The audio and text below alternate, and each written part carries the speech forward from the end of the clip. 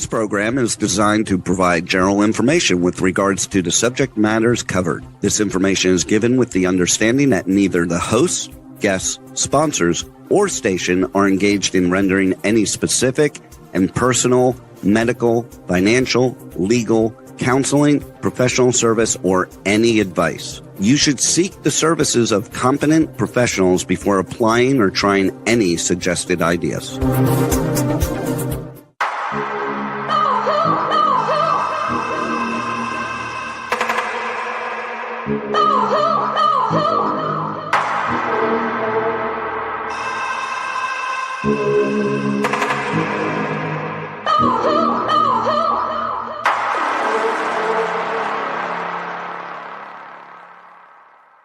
Good morning, True Seekers and True Crime Junkies. Welcome back to another episode of Hit the Road Jack, Finding the Zodiac. I'd like to welcome to the show today, Harriette Sucher. Good morning and happy 4th. Happy 4th. Yes, exactly. Happy 4th of July to everybody and all the men and women out there that ensure our freedoms and our liberties. We appreciate and thank you so much. I had an interesting actual YouTube comment that popped up. So I thought that it was worth at least addressing at the beginning here. I'm going to go ahead and flip over to the presentation and kind of just give you a brief on my pictures here. So this first picture in the center with this great big huge flag that's being donned by a crane over the top of the road was when I first started this particular podcast. So it was the first 4th of July, and I had gone to Alturas for a family reunion, and I just thought what an amazing picture that this would make with the flag hanging over the top of the road. And of course, this one to the right here was one that I actually took because I took a different, I went 395 out of Reno instead of I-5. So I got to see this one on I-5. And then once I arrived in Alturas, in an opposite manner, I was able to capture this picture of a flag again, obviously celebrating the 4th of July season. So I love your hat. I love your outfit. You're so festive. Yeah, happy 4th. I take the hat off to show you the lights, but, and then it's going to mess up my hair. Don't do that. I think it looks adorable. All right. So this YouTuber, Pepper State 9505, and I actually answered a few of the questions on the YouTube channel, but told them that I was going to be addressing the majority of this here on the show today. So he says, why are we trying to tie Jack to the lipstick killings and the Texarkana Phantom murders? This kind of makes me think that he's in the beginning stages, but if he's in the beginning stages watching these podcasts, then I think that we were fairly clear on these particular murder sprees, what it was that we felt connected Jack. So I'm not sure where he's at or why this question is coming up at this point in time, but he says the survivors of Texarkana Phantom on 2/22/1946, the male victim described attacker as tanned white male. The female victim described attacker as light-skinned black male. Now, the female, who unfortunately had more contact with the killer due to being sexually assaulted, would be assumed to be able to provide a better description. But my point is, why is everyone always attempting to put murders like the Texarkana lipstick killings to the Zodiac? The Zodiac committed 4 known crimes in the San Francisco area, and there were no sexual assaults. You know that former Detective Hodel says his father was the Zodiac and also the person responsible for the Black Dahlia and a bunch of other murders. Why is it so difficult for people to understand that there are always multiple serial killers loose in the U.S. at the same time, not to mention a bunch of other people who commit murders in a one-off type situation where opportunity and desire are just in charge? How tall was Jack? How do we confirm he was in Chicago at the time and place of the lipstick murders or in Texarkana at the time and place of the Phantom murders? The only reason we know Samuel Little killed all over the place was because he said he did. I think these were some really great questions. So you want to take a stab at that, Harriette? Well, number 1, to our surprise, the anagram was for the lipstick killing, saying, my name is Jack Torrance. I see more. I explained JBR. I see more of them. You'll see more of me. And we all felt kind of, like hitting our heads. I said, is this how simple it can be if you just anagram it? Okay. Then, technically, he's kind of right about the George Hodel thing, because I've seen George Hodel's name brought up in the early ones. And from my view, George Hodel was the older guy training the younger crew. But Jack is definitely associated with so many of these. And it has everything to do with the intel community and being a hired gun and slaying some people. And he's even admitting that he's killed people. So that's my 3 cents right there. Well, my explanation to him was because the handwriting was a match.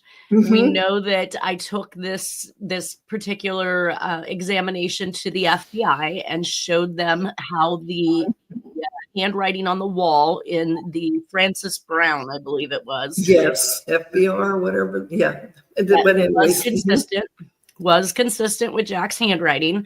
Their response, Agent Hopkins indicated that I couldn't place Jack in Chicago, Illinois, simply because the handwriting matched.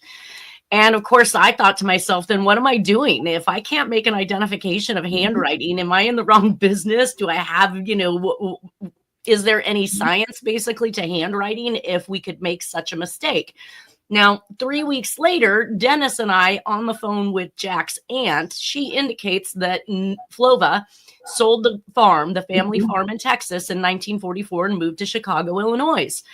That, aside from the fact that we have pictures in his Jack in his Navy uniform in the Chicago, Illinois area, we also have him in front of the Northern Public Power Company of Illinois.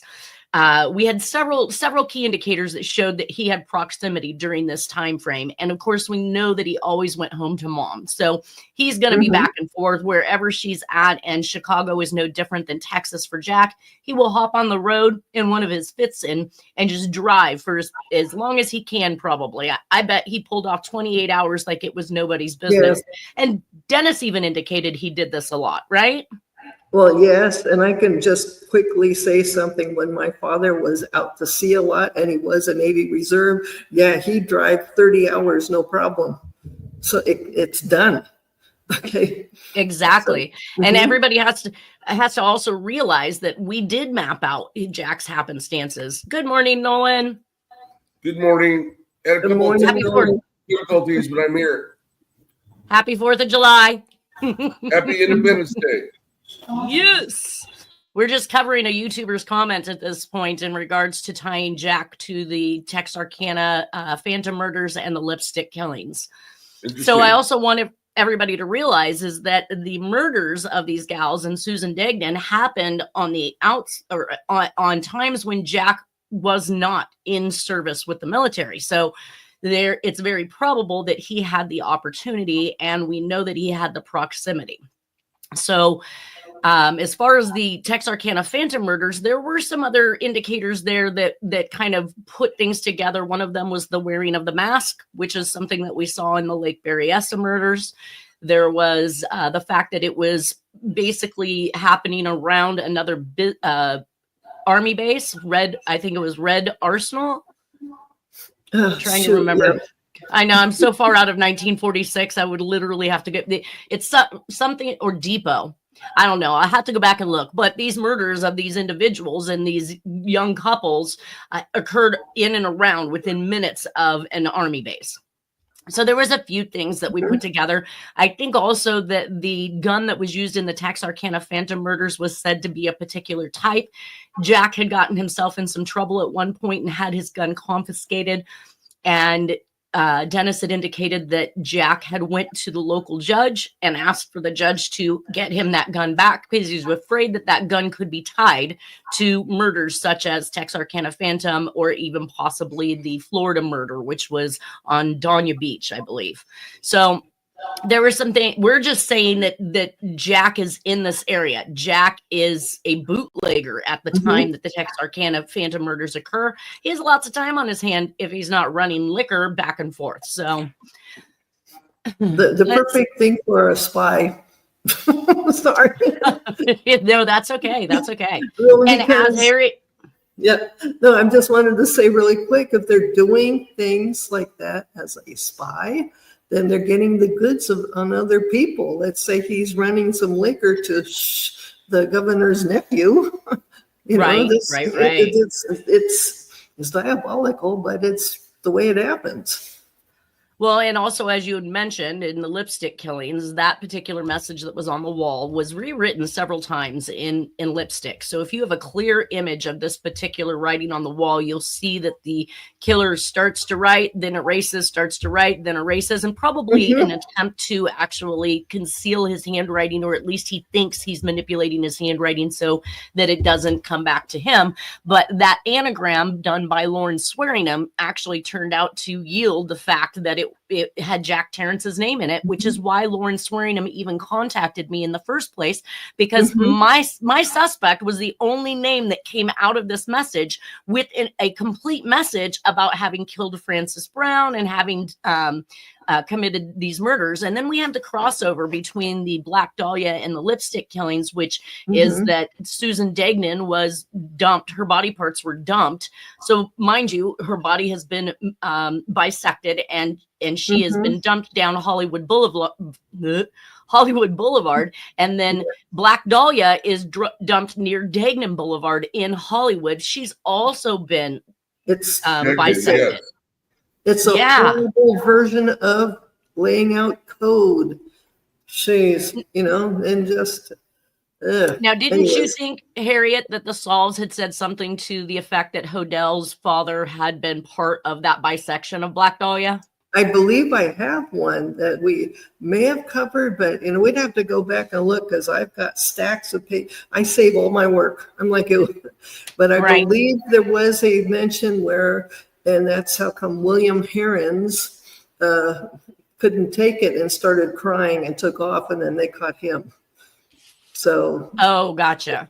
So you think that he was part of the group as well? Yeah, well, but he wasn't strong enough to handle, and who really would be strong enough to handle seeing a butchered child with their leg over here, So we won't be gross, because people might be eating right now. Has skills. Wasn't he a surgeon? Right. Yes. Yes. But then so did Jack. Yeah. Jack was an avid hunter. He bisected animals all the time. We have pictures of him actively doing this stuff. So now, as far as the theories that Man Ray was involved, the artist. Yes. He was really tight with or somebody mimicked Man Ray's I've seen his name in there. Sorry. Yeah, no, we have. So as far as the description is concerned, it's, I think that somebody's being traumatized late at night. I'm not sure what it was that this person saw. The male sees one thing, the woman sees another thing. But what I do know with the Atlanta, Georgia child killers case is that one of the victims called and said she was with a nice white man. However, they wanted to charge a black male for this. So it's kind of back and forth as to what the truth is behind, who these suspects truly are and what the media has presented. And everybody has to remember that any information out there that we can glean is from the media. And we're saying that there's a heavy involvement in the media. So distorting things, manipulating things, and creating the narrative for what it is that they want us to believe has been easily done over the years. We've seen stuff taken down. We've seen stuff added. We've seen new stuff come up that nobody's ever heard of before. And each and every time, the story just gets blown up to another degree where people are just completely confused, which is why I do the podcast, not only to out the fake suspects or the false people who are trying to, push their narrative, but also to say that Jack should be looked at for these things. Let's see. Yes, we know about that. So why is it?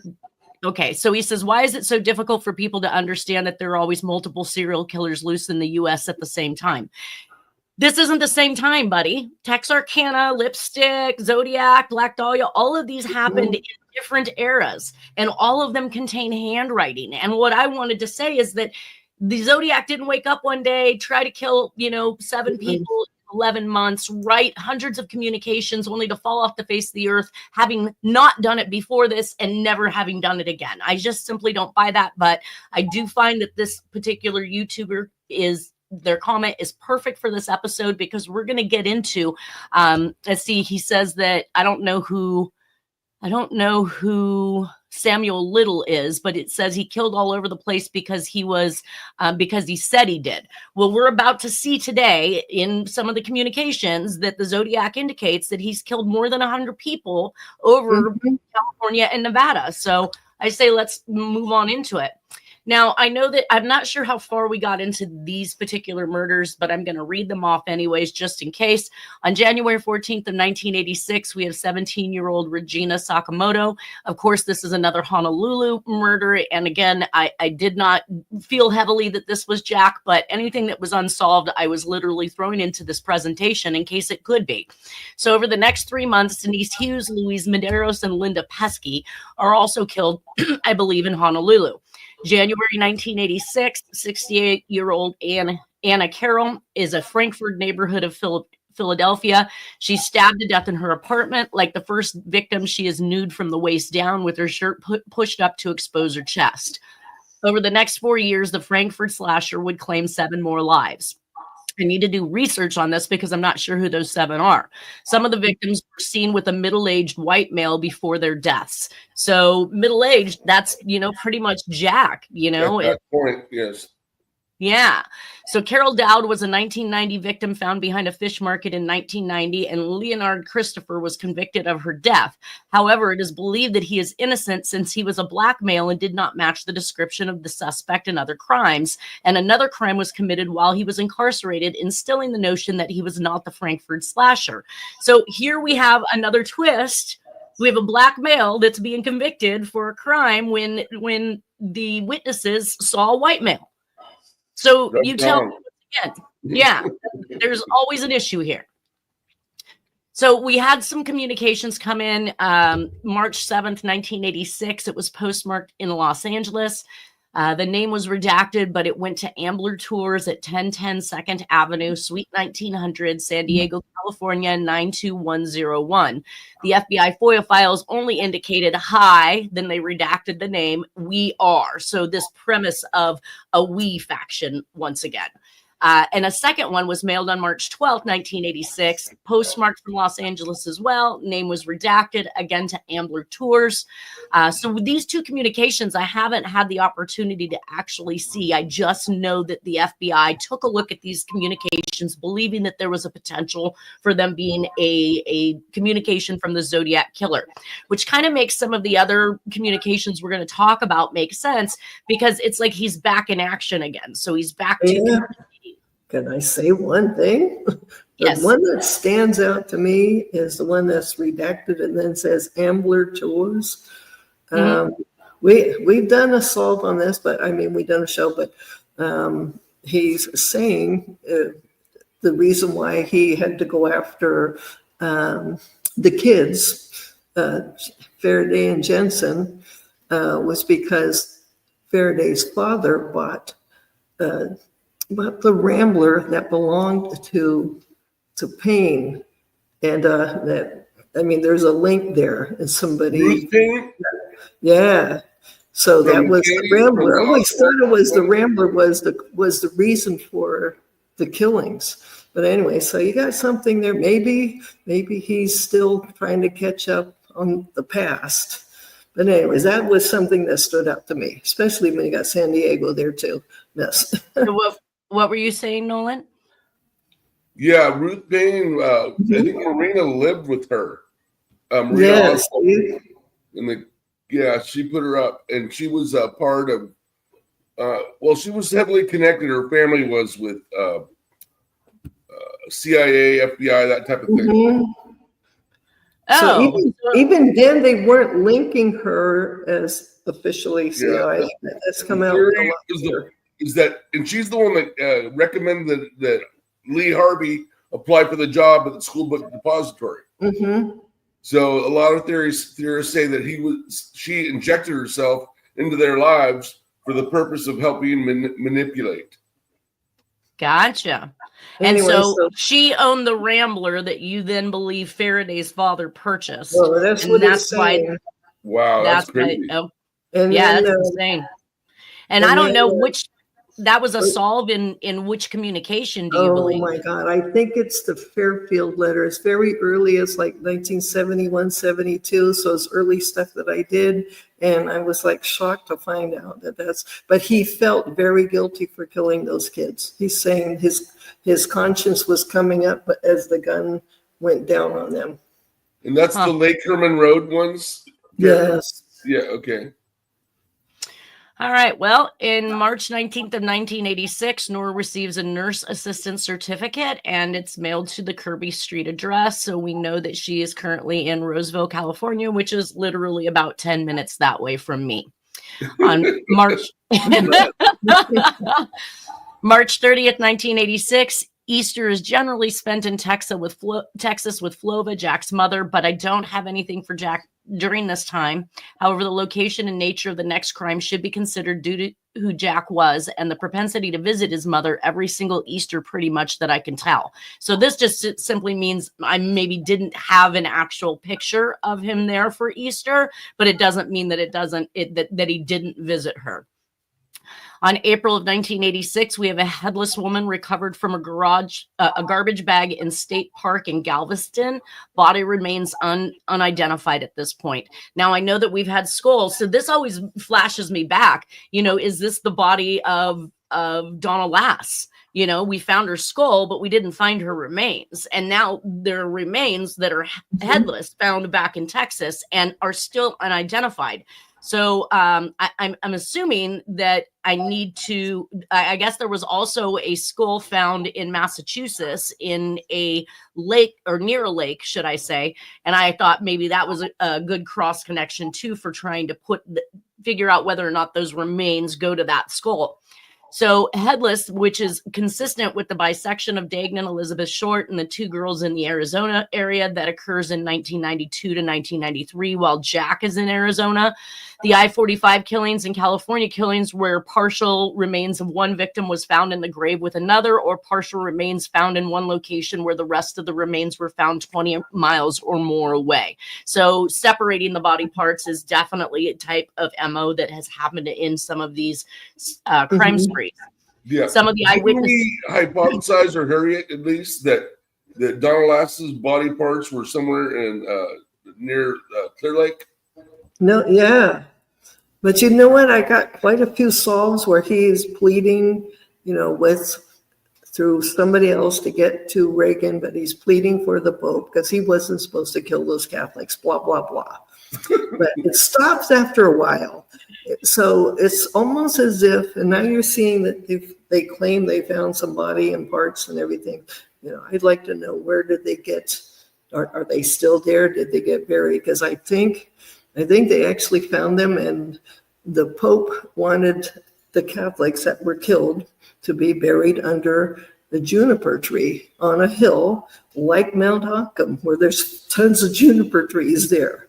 So, well, and I think Mount Hockham is where they did find actual body parts. Exactly. So they just didn't have the FBI believed it was too intrusive to test every single family member of the victims to determine who those remains went back to. But if they could test that skull found in 1986 of Donna Lass's in 2024, then they could certainly test these bones that they found on Jack's old property. See if they match. But I'm just throwing that out there because was that in Nevada or in the California Sierras? No, Mount Hockham is up near Somerset, up near Placerville. Yeah, exactly. Area. Oh, so California, outside. Okay. Yeah, it's just below. It's basically, I think, within an hour of South Lake Tahoe. It's not that far away. Yes. Yeah. Wow. I'll pass it on Sunday on my way up there. Oh, there you go. Have some fun. Some of the eyewitness accounts for the I-45 killings was a person dressed in authentic police or security guard type uniform, and Jack so happens to be a security guard at this point. And I know that we mentioned that before, but it came back up, so I figured it was good to throw it out there. Now, we have this new letter that came about, and I now believe that it likely, I used to I wasn't sure if it was May or March that this was mailed, but it's now starting to look like, if it's consistent with the two murders that we're going to talk about here, that it is consistent with May of 1986. And to give you some background on this letter, Dennis had brought it to me and indicated that this was a Zodiac letter. Now, I want everybody to take notice that it says minus 100 plus, and it says the body count is growing now 100 plus all over the state of California and Nevada. So I'm now not going to take this as a minus 100 plus, as much as every time the Zodiac made the symbol, he always made the hyphen, and then he indicated a number for him, and he indicated a 0 for SFPD, as if they'd not caught anybody for these crimes. This one says 100 plus. Which I think it is a hyphen and not a minus sign. Yeah. And because he says it in the letter, he says, "This is the Zodiac speaking. I am still out here in crack proof." And now crack proof runs in tandem with the Herb Cain letters, the one that Tashi was accused of forging, and then another one we're going to talk about here shortly. But it says, "I want you to know about my latest slaves that I have collected about 2 weeks ago up by Sacramento, California. I will give you a clue to help you with the mystery. They were killed by a freeway. The blue meanies almost caught me. The body count is growing now 100 plus all over the state of California and Nevada. SFPD 0, Zodiac 100 plus." Now, when I questioned Dennis in regards to this letter, because obviously the handwriting on this is a little more manipulated than some of the other handwritings that we've seen by the Zodiac, but he actually told me that he was told that this was the Zodiac from Terrence Pascal, which was one of the original document examiners in the Zodiac case back in the day. So I told him I wanted to hear this from Terrence Pascal's mouth myself. And I went and I visited Terrence Pascal. We had a very nice meeting. And he indicated that, yes, the document examiners on the case at the time believed that this 1986 letter was from the Zodiac, and it had never been produced to the public before. So back to the YouTuber's comment about how the guy Little had claimed, he killed all over the place. We have the Zodiac basically doing the same exact thing. He's taking credit for far more than the 4 crimes that is attributed to him in this particular letter. And again, it's mailed to the editor, San Francisco Chronicle, 5th and Mission Street, for Francisco, California. So he doesn't even put in the sand. So it's a little bit different, but I think that crack proof is a double entendre too. Because in 86, that's when crack was blowing up. And I think he was a little inside joke by him. A, he can't be caught, and B, maybe they tried to use crack on him and he rejected it or something. I don't know. I wondered what triggered this communication. And of course, I know that he obviously needed to kill somebody for it to be taken seriously. And on April 22nd, approximately 2 weeks probably before this letter, Koi Ian Se Chow and Choi Phao Se Lee were shot to death in their car on the side of the freeway at Highway 99 and I-5, which was Sacramento basically back in this day. Now it's more like Natomas, but it was not Natomas back in the 1980s. I'm really interested in when they found the skull of Donna Lass, because we know that they found her in 1986, but I don't know if I have any information that leads me to an actual date for that finding. So that may have been a trigger for him to have sent this out, because she had long since been believed to be a Zodiac victim, and maybe his way of popping his little, rearing his little ugly head when they find the skull, and in a way to take credit for it. But we're going to hear about Harriette Sucher's solve here in a few minutes. So let's take this forward. This is kind of some of the information that I gleaned from it as far as the linguistics were concerned.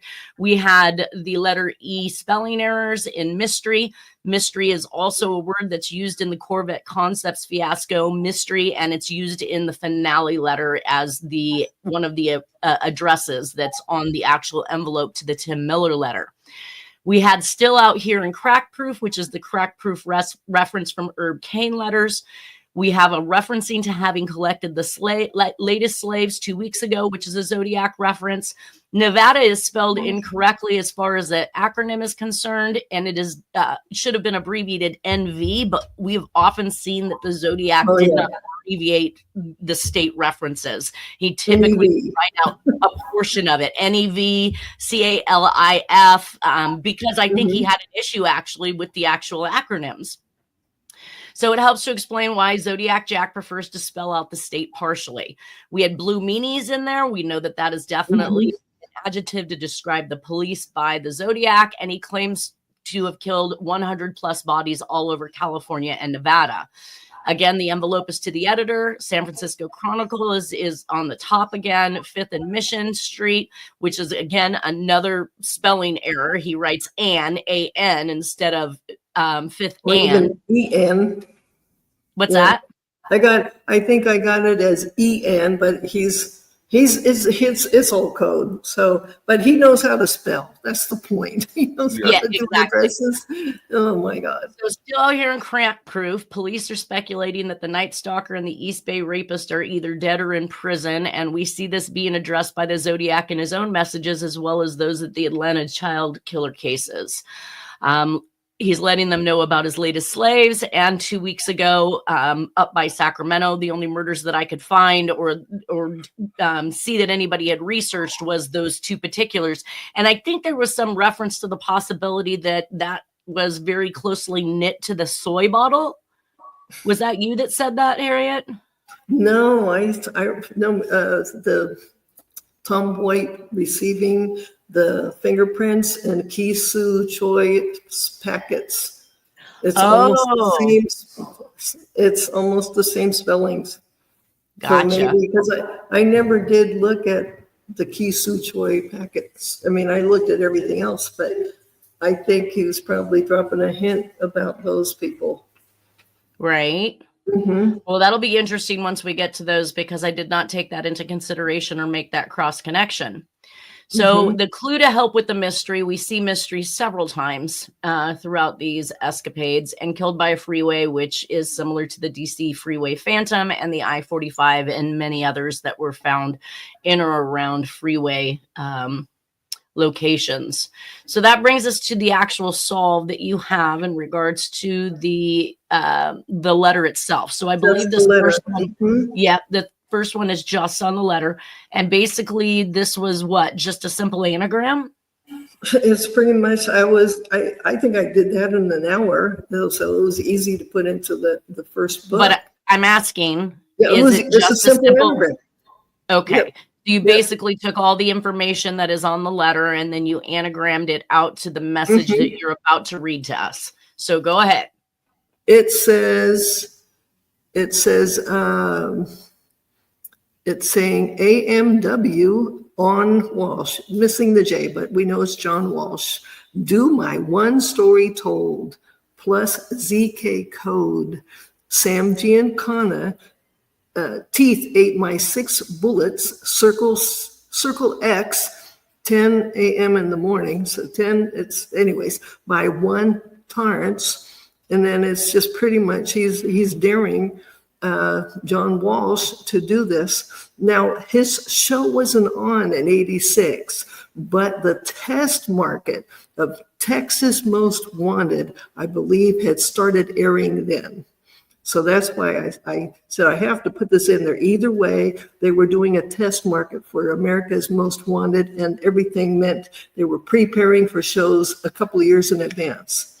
So that's what. How would you know? So was John Walsh in the beginning stages?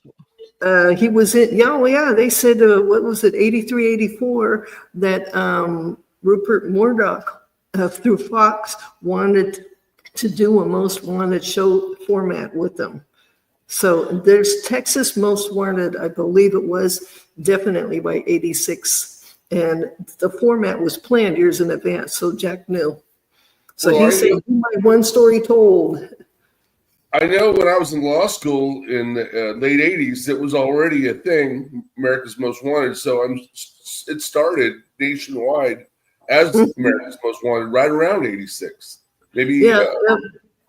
So anyways, he's daring John Walsh to do a story. Well, and it's only a short 5 years from this letter that he's actively writing John Walsh in regards to the real story. You're not going to catch me. I know countermeasures. He's sending ciphers and codes. So we're going to see those in 1991, which isn't too far off. Now you have another, let's see, another solve over here to the right, and it says something facsimile to United States President George Walker Bush, carbon copy to Robert Graysmith and Tom Voigt, ZodiacKiller.com, incident commander center. Do you recall this solve that you just sent? We lost your sound, Harriette. Sorry, that's right off. That's doing the envelope, and I always thought it was strange because the stamp is a different age. Anyways, I mean, so it is pretty much definitely saying, let's try to read this. He's actually blackmailing Tom Voigt, which I think is funny. Sorry. We know he's been in. So was Tom Voigt running the Zodiac.com at this time in 1986? No, this is actually, when you anagram it out, it's coming out as March 20th, 2005. And he's just been hired by Bush to go and get Robert Abel. So he's that's why it's coming out as March 20th, 2005, facsimile to United States President George Walker Bush, carbon copy to Robert Graysmith, who's used to being blackmailed by him. Sorry. Hello, Mr. Graysmith. Anyways, and Tom Voigt, ZodiacKiller.com. And then it's Incident Command Center, the location at zip code 94103. And Dennis had the phone number, okay? He had the phone number in 2005 to Graysmith. That's what I know. Anyways, it's saying I was in very historic Hearst Frisco prefect gig of 1942. What's that? That's the Slumac mystery solve that's saying is 1942, and the prefect at the time was the cardinal that they all knew, all the presidents. This is a big deal. He's saying he got started in 1942 under that cardinal of the Holy See of New York. Okay, anyways, then it goes on to say, was with General Electric, Prescott, Bush, MK Ultra. There's a lot of pauses because Jack is dying now. So he's having a hard time breathing. He's trying to recap. I sent Mel Belli envelope, Thomas Jefferson stamp, punched in the face, AKA bullseye consolation. We did a show on that, those 6 stamps.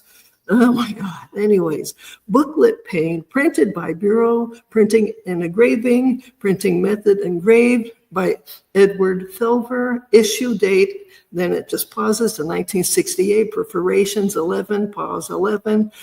Richard Nixon resigned, switched by President Jimmy Carter, ordered November 20th, 1978, GMC, that's General Motors Company, son, the neo-Nazi Christopher, hit with 1144 Dan Cooper body, because there was a real Dan Cooper. Anyway, shot.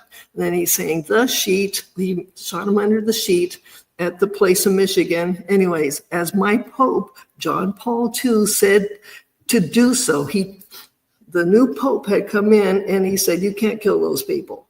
Anyways, then he's mentioning that he killed R.N. Donna Lass and Tattletale, that's Lauren Swearingen, there is a real one. He's dead. Anyways, kept asking, please, for Pope John Paul II, who's now in the ICU, dying. And then he was begging President Reagan, Ronald, use GSII, that's the geospatial image interpretation, and help find the remains. He's screaming what was going on for years.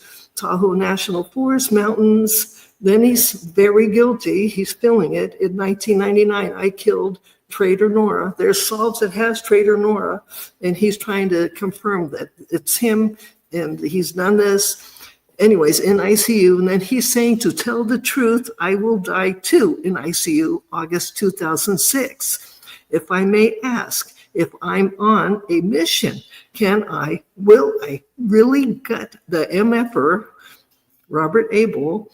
And then he's saying, IA, inter alias, that means in disguise in Texas, as a nomen nessio, protected name, again soon, 2005, and then he's signing off as J.W. Torrance, Jr., or John Walker Terrence. That is all in the envelope. That's the message. So, and one of the things that what did I just see there that I thought, wow, okay, so the geospatial image interpretation, what is that? What is that?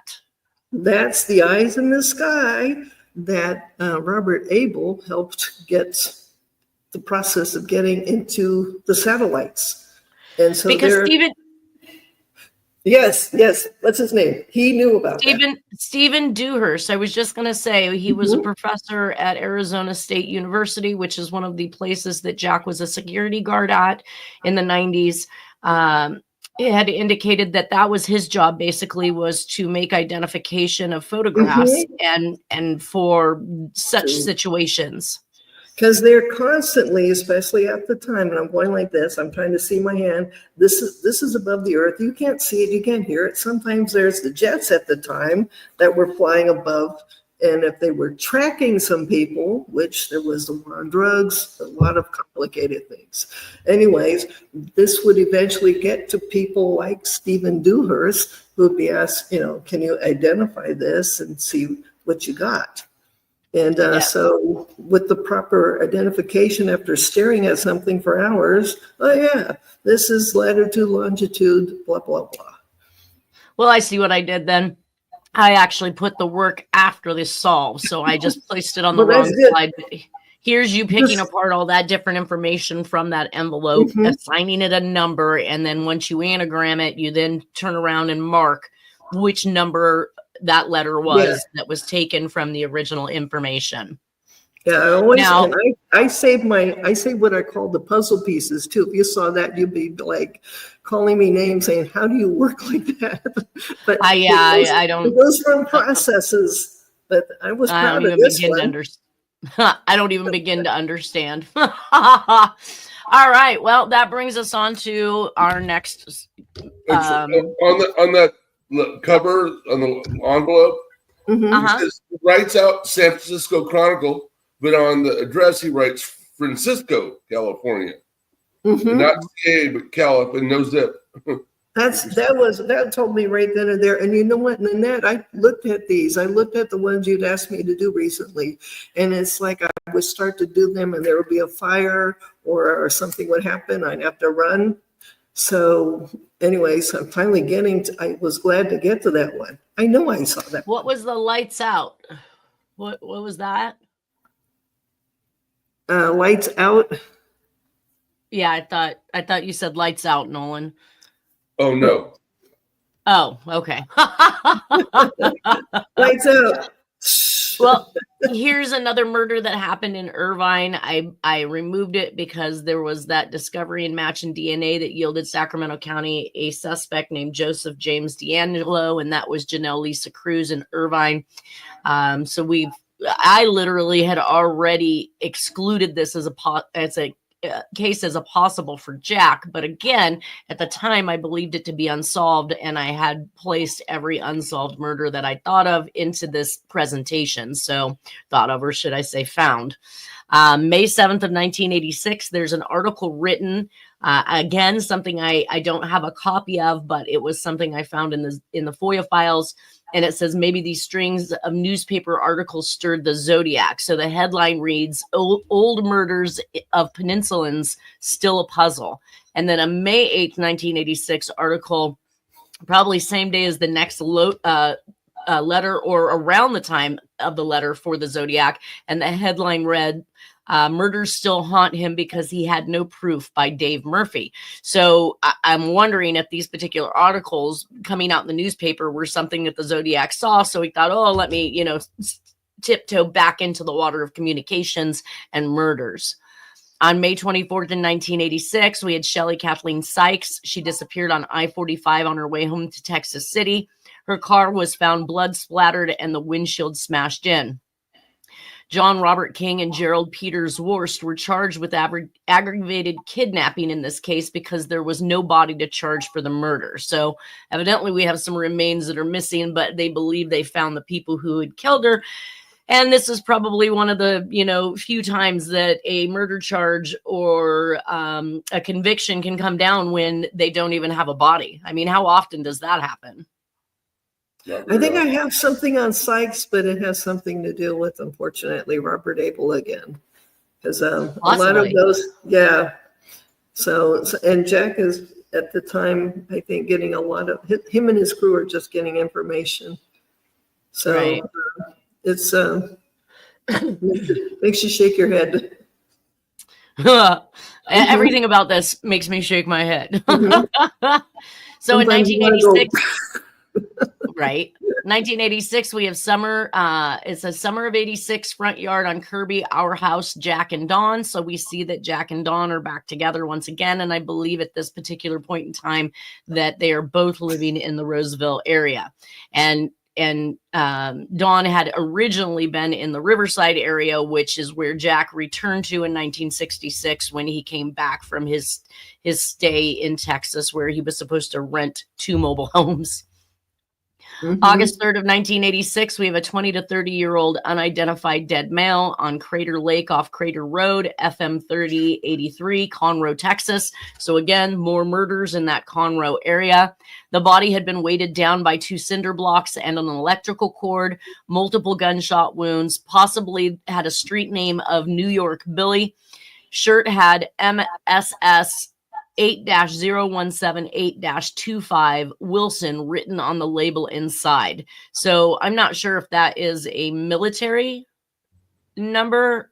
I don't recognize it to be, but I'm not up on my military numbers, or a prison inmate number, because in either case, I would think that you would probably have identified or written things on the tags of your clothing. Or a hospital. Trust me. Yeah, mental hospital.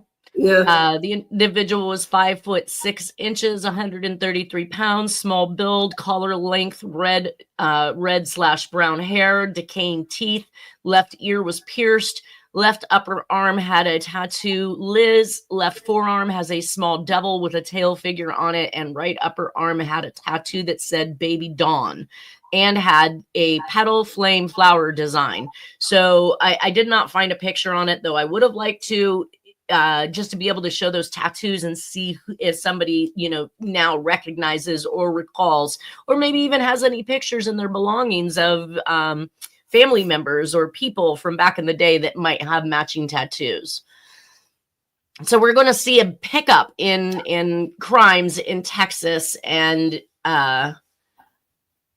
Sacramento, as a matter of fact. So September 26th of 1986, Laura Lee Tremblay was going to a bus stop. I don't have any idea where this was actually at. She was 15 years old. Many of these victims were children taken from or on their way to bus stops. She was strangled.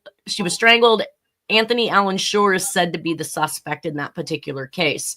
But on September 27th, 1986, we have 16-year-old Deanna Lynn Ogg, 17,000 block of Old Houston Road in Conroe, Texas. Last seen at a convenience store located on FM 1314 at Sorters Road, Porter. 7 p.m. body is found in a heavily wooded area off a logging road. But this is very similar to the Laura Miller case, Tim Miller's daughter, where she was at a convenience store taken and then dumped in an area well off the beaten path. October 12th, 1986, Kathleen Thomas and Rebecca Andowski on Colonial Parkway in Virginia was strangled and with their throats cut, found in a car pushed down an embankment. November 24th, 1986, Teresa Dawn Clark, Sacramento. The contact for this person is Joe Enlow, for anybody who has information. She was last seen buying groceries at Albertsons on East 8th Street. Environmental toxicology study from UC Davis in Sacramento was on a job interview for this. Plays pool at a club. East 8th Street. What's that? I've never heard of East 8th Street in Sacramento. It sounds odd. Well, this is information you got to remember I'm getting from stuff on the internet, and who knows how correct that absolutely is. But it says she plays pool at a club and then goes grocery shopping. Some of her clothes were found in Sacramento. Her backpack was dumped near Mace Boulevard overpass on I-80. Body was found in Yolo bypass. Badly beaten, was not on the murder map for Betts. And then the Zodiac basically goes silent after this particular murder. But it's interesting to note that they're finding her property in locations along the freeway again, because that's another Zodiac thing, or another MO in some of these. Yep, leaving the trail, and a backpack here, a purse there, these kind of things all over the place. December 8th, 1986, 29-year-old Rita Mae Hughes, Houston, Texas bus station went missing. We were over time, guys.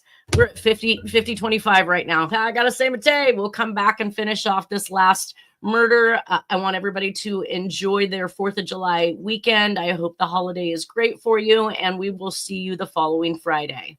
Thank you guys for being here. Bye-bye.